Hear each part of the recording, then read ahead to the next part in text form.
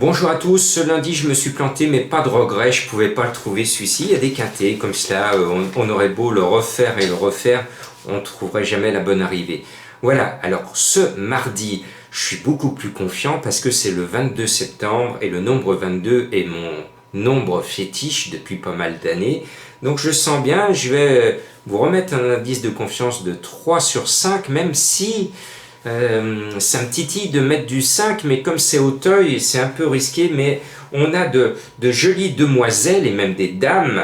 Les demoiselles, ce sont les pouliches de 4 ans, et les dames, ce sont les juments de 5 ans.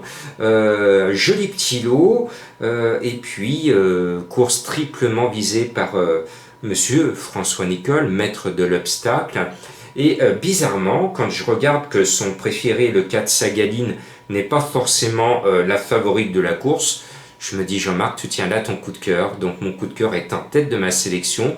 Et en plus c'est une Nicole, on croit rêver, annoncée à 10 contre 1 dans la Bible. Bon voilà. Le 4, moi je le sens gagner parce que Nicole, il en met 3 pour que l'un des 3 gagne. Donc ce sera Sagaline. Après, on met le 3 Great Escape, un cheval qui est vraiment bien, à part une 6e place, et est toujours dans les 2 premiers. Le cheval est estimé, il devrait se retrouver à l'arrivée. Voilà, on a 2 bons chevaux sur nos tickets. On va rajouter quand même le 5 Laura Dame, qui a démontré sa qualité, entourage confiant. On tient là peut-être le fameux tiercé panoramique en 3 chevaux. Le tiercé en 3 chevaux, je vous l'ai donné la semaine dernière, donc j'espère bien vous en redonner un cette semaine. Et puis, belle promesse, elle va tenir ses promesses, le numéro 2.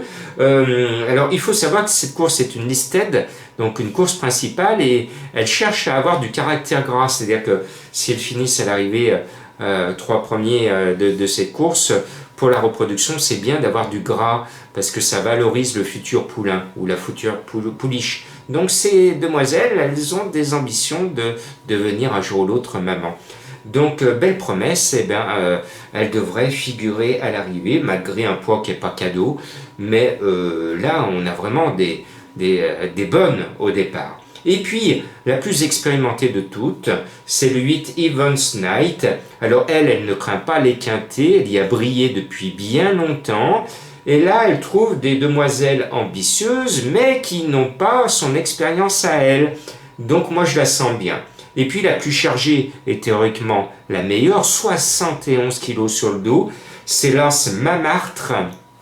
Eh bien, je pense que cette pouliche, cette jolie grisette qui était abonnée aux 5e place, eh bien, moi je la sens bien 5e encore. Quand des chevaux finissent 5e, 5e, moi je la vois bien finir 5e encore à cause de sa lourde charge. Elle aurait 2 kg de moins, eh bien je l'aurais mis dans mon tiercé panoramique. Et puis, je me dis que Nicole, il en met 3, donc je me suis dit, Jean-Marc, il faut que tu en mettes au moins 2.